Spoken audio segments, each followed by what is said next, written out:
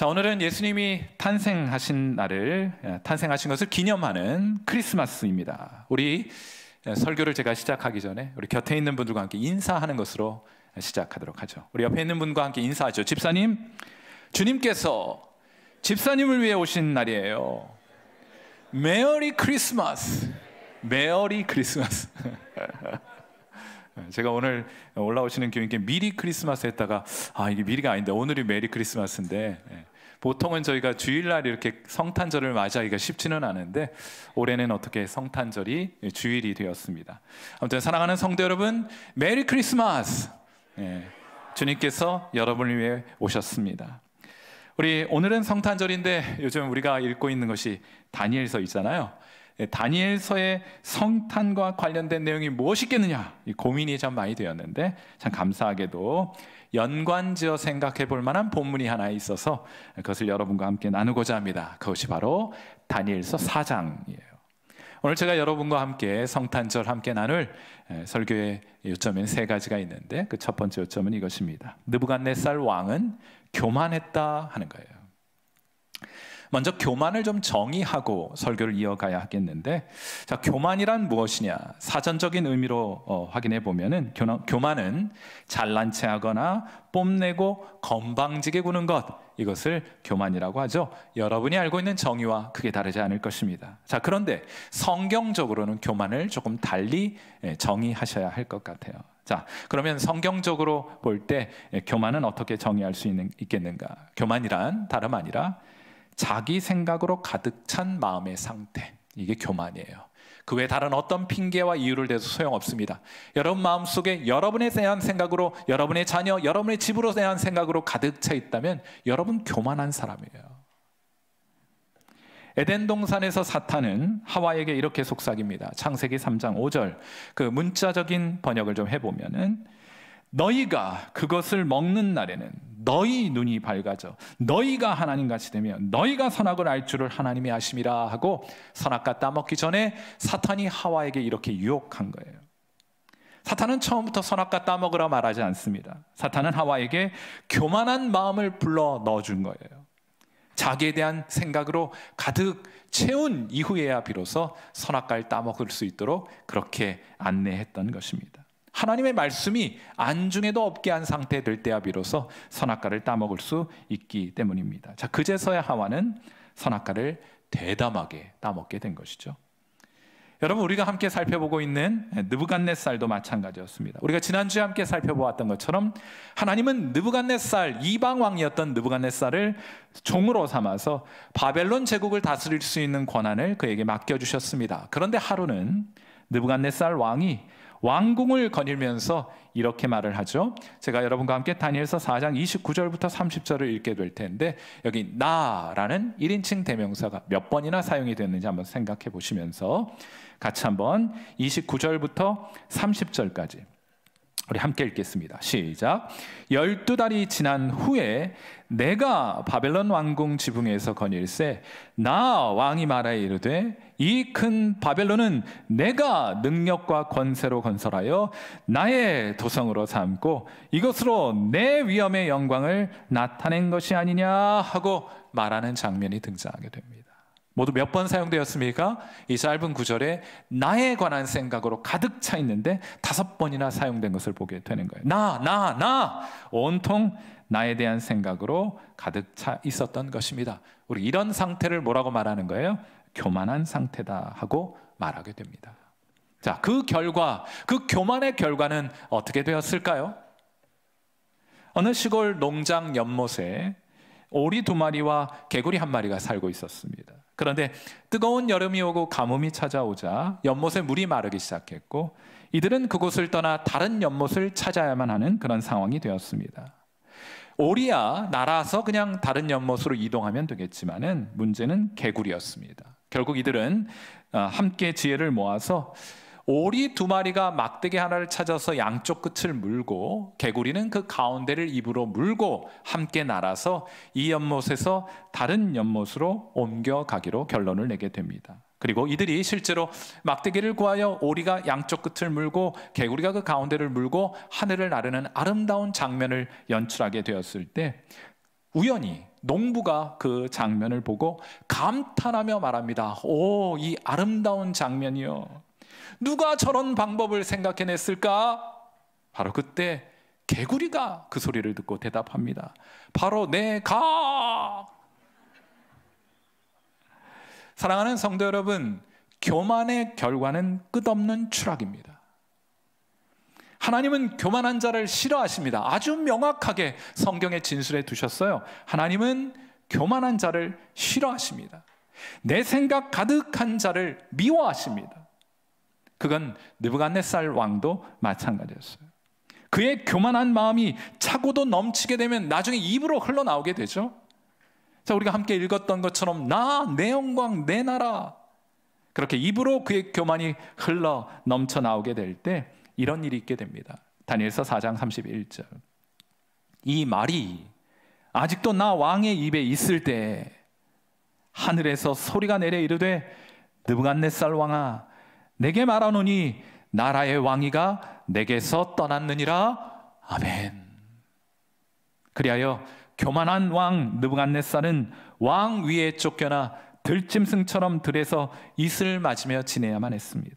그리고 결국엔 인생과 역사의 주인은 내가 아니라 하나님이시구나 하는 것을 깨닫게 되었을 때, 7년에 걸쳐서 그 진리를 깨닫게 된 이후에 여러분, 그에게 이런 또한 놀라운 일이 일어나게 됩니다. 자, 다니엘서 4장 36절 이 말씀도 같이 한번 읽습니다. 시작. 그때 내 총명이 내게로 돌아왔고 또 내 나라의 영광에 대하여도 내 위엄과 광명이 내게로 돌아왔고 또 나의 모사들과 관원들이 내게 찾아오니 내가 내 나라에서 다시 세움을 받고 또 지극한 위세가 내게 더하였느니라.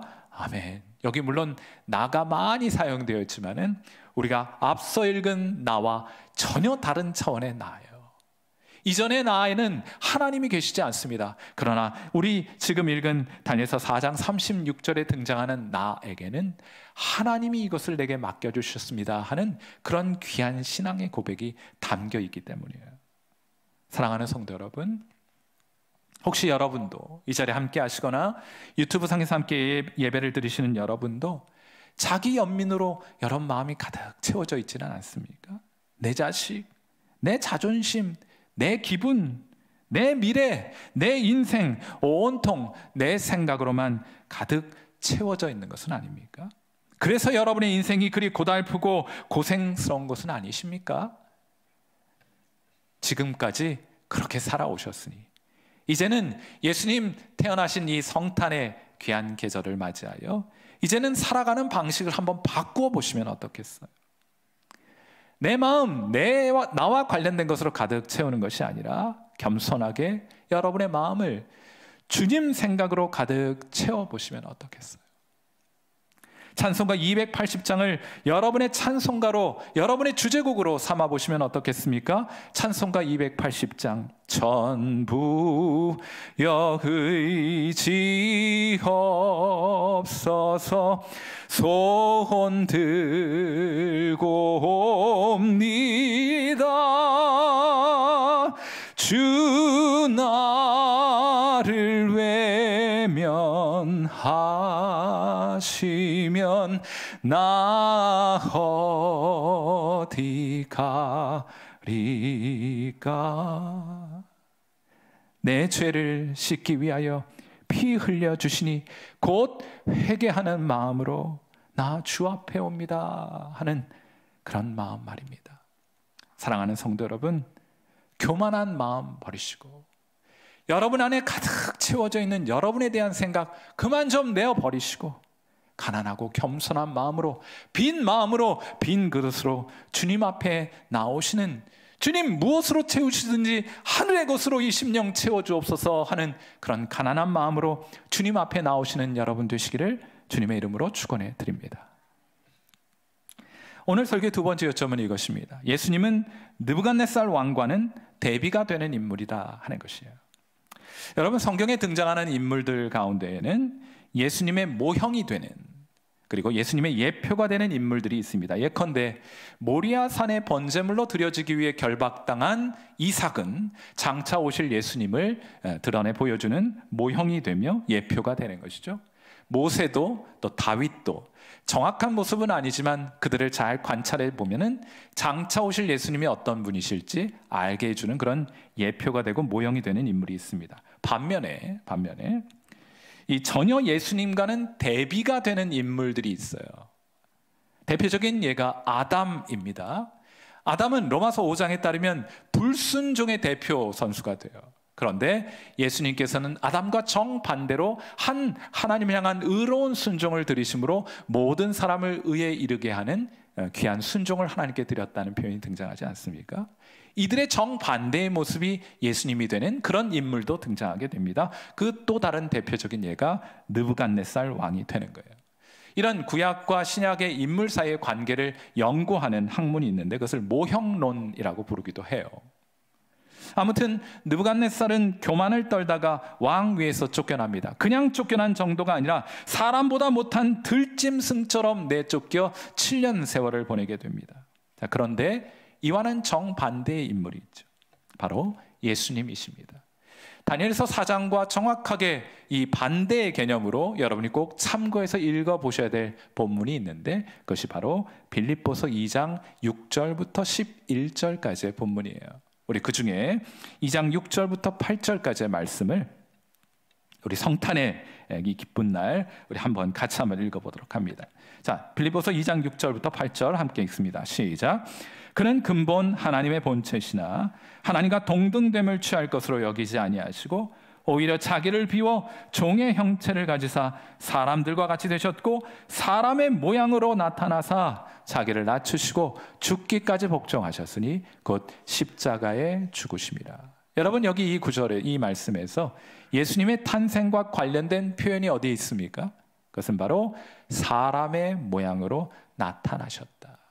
이것이 빌립보서의 표현으로 말하는 성탄절의 표현입니다. 묘사입니다. 사랑하는 성도 여러분, 그런데 예수님께서 이 세상에 오신 것은 결코 즉흥적이거나 우연한 선택에 의해서 이루어진 것이 아니에요. 하나님은 철저히 이것을 계획하셨습니다. 그리스도께서 이 세상에 오시기 전에, 아니 이 세상이 창조되기 전에 하나님께서 뜻을 정하셨어요. 결단하신 일이 먼저 있었습니다. 무엇을 결단하신 것입니까? 예수님은, 그리스도는 자기를 비우기로 결단하신 거예요. 그리하여 그 높은 하늘 보좌에서부터 일어나 낮고 낮은 이 세상에 사람이 되셔서 오신 것입니다. 그러므로 성탄은 겸손의 결단이 있었기 때문에 가능한 날이 되었던 것이에요. 여러분 혹시 너의 빈손을 내게 다오라는 시를 기억하십니까? 제가 언젠가 한번 소개한 적이 있는데 이렇게 시작하는 시입니다. 무명의 어떤 시인이 적어놓은 것인데 우리에게 알려졌어요. 이런 겁니다. 주님은 내가 그토록 귀중하게 여기던 것들을 하나씩 하나씩 거두어 가셨습니다. 눈부시게 아름답던 나의 보물을 모두 다 잃어버린 후 나의 손은 텅 비고 말았습니다. 너의 빈손을 나에게 다오. 이처럼 사랑스러운 주님의 음성을 듣기 전까지 나는 더러운 옷을 걸치고 가난과 눈물 속에서 얼마나 방황했는지. 그러나 주님을 향하여 나의 빈손을 내밀었을 때 주님은 신비롭고 아름다운 주님의 보물로 가득 채워 주셨습니다. 어리석고 미련했던 나의 마음은 그제서야 깨달았지요. 무엇인가로 이미 가득 차 있는 손은 하나님의 축복을 절대로 받을 수 없다는 사실을 말입니다. 사랑하는 성도 여러분, 이 자리에 앉아 계시거나 또 유튜브로 예배를 드리시는 여러분, 궁금합니다. 여러분은 이 귀한 진리를 발견하신 바 되셨습니까? 자기 생각으로 가득 채워진 교만한 마음에는 하나님이 함께할 자리가 없어요. 반면에 그리스도의 마음은 하나님을 향하여 완전히 비어져 있었습니다. 하나님의 뜻으로 그 마음 채우시기 위함이지요. 온통 하나님 생각으로 가득하셨던 거예요. 빌립보서 2장 7절 말씀 보세요. 오히려 자기를 비워 종의 형체를 가지사 사람들과 같이 되셨고, 예수님은 아버지의 계획을 이루기 위해 하나님께서 맡겨주신 그 특별한 사명을 수행하기 위해 하나님 아버지의 뜻에 순종하기 위해 겸손한 마음 그리고 빈 마음을 가지고 이 세상에 오신 거예요. 무엇을 말씀하시든지 제가 그 뜻에 순종하겠습니다 하는 가난하고 빈 마음 가지고 예수님이 이 세상에 태어나신 겁니다. 이걸 성경은 종의 형체를 가지셨다 하고 표현하고 있는 것이에요. 그리고 예수님께서는 그런 마음을 가지고 이 세상에 오셨을 뿐만 아니라 그렇게 살아가기도 하셨습니다. 어떤 마음을 가지고 살아가셨느냐? 저와 여러분에게도 이런 마음 가지고 살아가라고 말씀하시는 것 같은데, 누가복음 17장 10절 말씀이에요. 우리 같이 한번 이 말씀 우리의 고백으로 하나님 앞에 드렸으면 좋겠습니다. 함께 읽습니다. 시작. 이와 같이 너희도 명령받은 것을 다 행한 후에 이르기를 우리는 무익한 종이라 우리가 하여야 할 일을 한 것뿐이라 할지니라. 아멘. 여러분, 예수님은 사람들이 왜 날 몰라주지? 사람들이 왜 날 대우해주지 않지? 하고 불평하지 않으셨습니다. 왜 예수님 잘 믿고 교회를 이처럼 헌신적으로 섬기고 있음에도 불구하고 이런 일들이 내게 있어야지 하고 원망하지도 않으셨습니다. 예수님은 어떤 상황, 어떤 형편에 있든지 관계없으셨어요. 다만 묵묵히 주님께서 맡겨주신 사명을 충실히 감당해 가실 뿐이었습니다. 그건 겟세마네 동산에서도 마찬가지였습니다. 그 쓰디쓴 고난의 잔 피하고 싶으셨지만은 그것이 아니라면 이루어질 수 없는 하나님의 계획이 있으셨으니 결국에는 그 뜻에 순종하기로 하셨던 것이에요. 그리고 십자가 위에서 이 땅에서의 마지막 순간을 맞이하실 때에도 우리를 위해 그 감당할 수 없는 하나님의 심판을 홀로 받아내시면서도 하나님께 고백하시기를 내 영혼을 아버지 손에 부탁하나이다 하고 빈 백지 수표로 하나님 앞에 올려드리는 그런 모습으로 이 세상을 떠나시게 되지 않습니까? 참 겸손하신 주님 아니에요? 그러자 하나님께서 이렇게 하십니다. 빌립보서 2장 9절 말씀이에요. 이러므로 하나님이 그를 지극히 높여 모든 이름 위에 뛰어난 이름을 주사.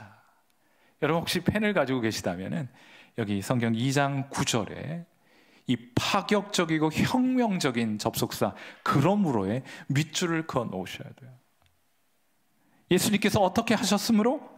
겸손한 마음을 가지셨으므로, 온통 하나님에 대한 생각으로 가득하셨으므로, 자신의 뜻이 아니라 하나님의 뜻이 이루어지기를 간절히 그리고 최우선으로 삼으셨으므로, 그러므로 하나님이 그를 지극히 높여주십니다. 여러분, 느부갓네살과는 얼마나 다른 결과입니까? 우리는 우리가 생각하지 않고 우리가 계획하지 않으면 우리 인생 어떻게 되는 줄 알고 착각하고 살아요. 여러분, 그렇게 하지 않아도 돼요. 그 방식으로는 지금까지 여러분 살아와 보셨잖아요. 그렇게 하지 않고 이제 좀 다른 방식으로 살아가요. 주님 생각하고 주님에 관한 생각으로 심령 가득히 채워도 살아갈 수 있어요. 하나님이 세워주시고 높여주시니 더 잘 살아갈 수 있는 것입니다. 복된 삶을 살아갈 수 있게 되는 거예요. 하나님은 자기 생각으로 가득한 교만한 사람을 미워하십니다.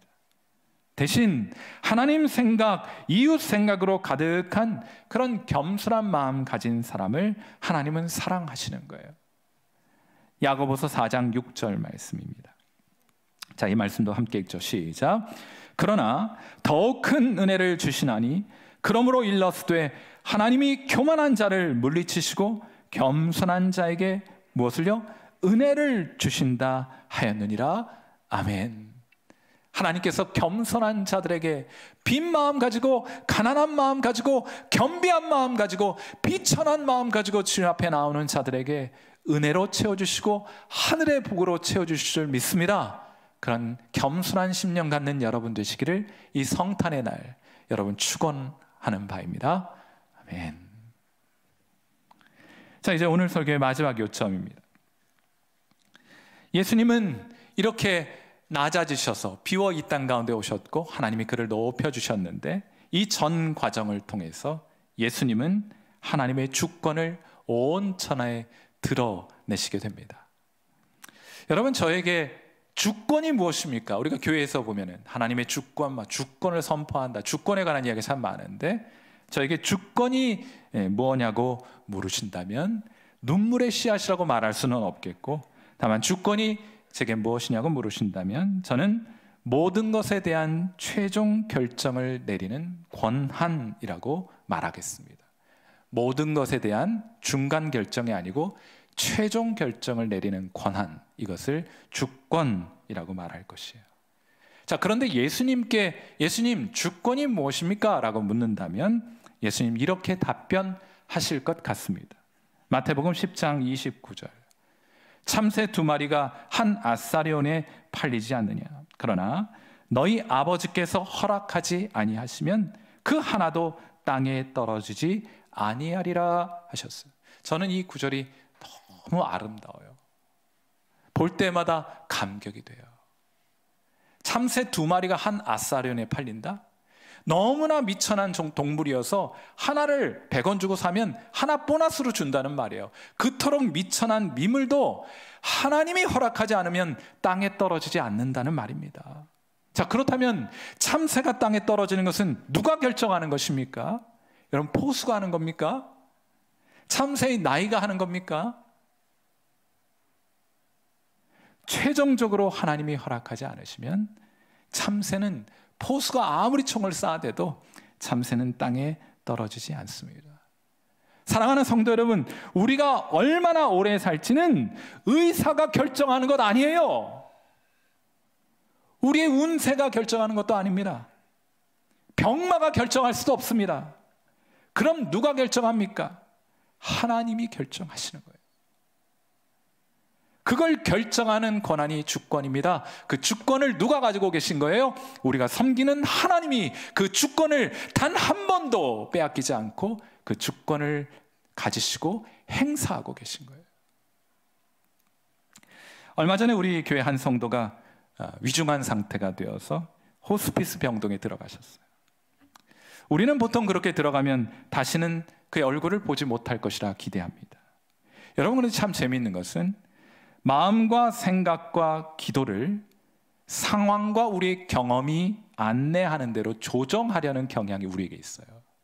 자, 이런 정도 상황 되면 생각도 바뀌어요. 아, 이제 끝이지? 이제는 다시는 얼굴 볼 수 없겠지? 기도의 제목도 막 치료와 회복을 위해 기도하다가 기도의 제목도 바뀌게 되는 일들이 있습니다. 자, 그런데 이분이 이번 주에 의식을 회복하고 호스피스 병동에서 걸어 나와 집으로 돌아오셨어요. 언제가 여러분의 이 땅에서의 마지막 날일지는 상황이 결정하지 않습니다. 여러분의 경험이 결정하지 않습니다. 누가 결정하십니까? 우리 하나님이 결정하시게 되는 거예요. 느부갓네살 왕은 자기가 인생과 역사의 최종 결정자인 줄 착각했습니다. 하지만 하나님께서 그게 아님을 보여주셨어요. 그를 낮추셨습니다. 그를 왕 위에서 쫓겨나게 하셨고 7년 동안이나 비참한 생활을 한 후에야 다시금 제국의 가장 높은 자리로 세워주시고 회복시켜 주셨습니다. 다니엘서 4장 34절. 그 기한이 참에 나 느부갓네살이 하늘을 우러러 보았더니 내 총명이 다시 내게로 돌아온지라 이에 내가 지극히 높으신 이에게 감사하며 영생하시는 이를 찬양하고 경배하였나니 그 권세는, 그 주권은 말이에요, 영원한 권세요. 그 나라는 대대에 이르리로다. 아, 내가 결정하는 것 아니고 하나님이 결정하시는구나. 중간 결정은 내가 할지 모르지만 최종 결정 나 아니라 하나님이 하시는구나. 여러분, 이처럼 느부갓네살이 왕위에서부터 쫓겨나거나 다시금 왕위에 오르게 된 것 누가 결정하셨습니까? 하나님이 결정하셨어요. 우리 하나님은 높은 자를 낮추기도 하시고 비천한 자를 최종적으로 높이기도 하시는 분이십니다. 그러나 느부갓네살 왕과는 달리 그리스도께서는 저 하늘 보좌 버리시고 그 자리에서 일어나 낮고 낮은 이 땅에 사람의 모습으로 임하셨습니다. 그분의 시작은 안락한 침대가 아니라 짐승들 먹이는 구유였습니다. 그분의 마지막은 평안한 침대가 아니라 딱딱한 십자가입니다. 바로 눕지도 못하고 십자가에 박혀 세워지게 되셨어요. 사람으로 처할 수 있는 가장 낮은 곳에 우리 예수님 임하시게 된 것입니다. 그런데 여러분, 예수님의 이야기는 그렇게 끝나지 않아요. 이 상황에 주권자이신, 최종 결정자이신 하나님께서 개입하셔서 그를 다시 살리시고 지극히 높여 모든 이름 위에 뛰어난 이름을 예수님께 주시게 되었다 하는 것이 예수님 스토리의 처음과 끝입니다. 이 일을 하시는 분이 누구예요? 이 일을 최종적으로 결정하시는 분이 누구십니까? 최종 결정권을 가지신 바로 우리 하나님이신 거예요.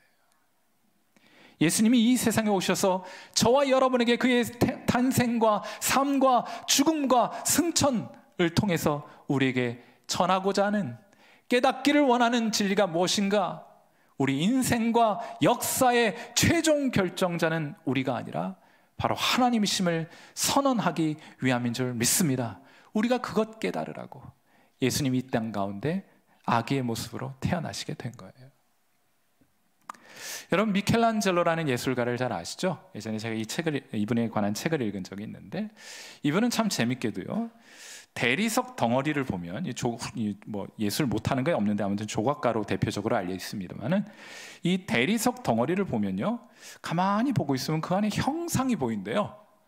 그러면 형상이 아닌 그 외의 나머지 부분을 망치와 정을 가지고 덜어내면, 그런 예술 작품이, 아주 아름다운 위대한 예술 작품이 태어난다는 생각을 가지고 그렇게 조각을 하신다고 하셨더라고요.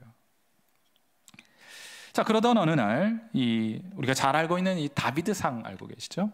1501년 피렌체 대성당에서 당대 최고의 예술가였던 미켈란젤로에게 이 조각상을 의뢰하게 됩니다. 그는 3년에 걸쳐서 이 조각상에 쓸 대리석을 찾고 그것을 조각하는 데 3년이 총 소요가 되는데, 그가 선택했던 대리석이 참 재미있어요. 그는 어떤 대리석을 선택했는가 하면, 다른 예술가가 이 대리석의 결이 좋지 않다고 해서 내다 버린, 대성당 작업장에 버려져 있던, 그들의 내동댕이 쳐 있었던, 아무짝에도 쓸 데가 없으리라고 생각했던 바로 그 대리석을 선택하여 저 위대한 다비드상을 조각해 내게 되었던 거예요. 사랑하는 성도 여러분, 버려졌기 때문에 쓸모없다고 말하는 것은 우리 생각입니다. 외면받고 버려진, 그래서 낮아진, 아무 쓸데도 없고 소망도 없다고 사람들이 말할 때에도, 우리의 경험과 환경이 그렇게 말할 때에도 우리는 그렇게 고백해야 합니다. 아니, 최종적인 결정은 하나님이 하실 거예요. 예수님의 탄생과 죽음과 부활 승천을 통해, 혹은 느부갓네살 왕의 교만과 추락과 그의 다시 회복하는 것을 통하여 하나님의 주권이 선포되었듯이, 여러분을 통해서도 하나님의 주권은 선포될 것입니다. 여러분은 이 세상에서 주권자는 하나님이심을 선포하라고 부르심을 받은 사람들이에요. 그러므로 이 귀한 진리를 믿는 자들마다 끝까지 포기하지 말아야 합니다. 최종적인 결정이 아직 나지 않았기 때문이에요. 최종적인 결정이 아직 나지 않았다면 여러분은 이 세상을 향하여, 심지어는 여러분의 생각으로 가득한 여러분을 향해서도 아니라 no! 라고 말할 수 있어야 합니다. 여러분은 그렇게 우리 인생과 역사에 대한 최종 결정권자는 하나님이심을 믿으십니까? 주권자는 하나님이심을 믿으십니까? 그렇다면 이 세상에 나가 주권자는 하나님이심을 선포하시는 여러분 되시기를 주님의 이름으로 축원합니다. 함께 기도하겠습니다.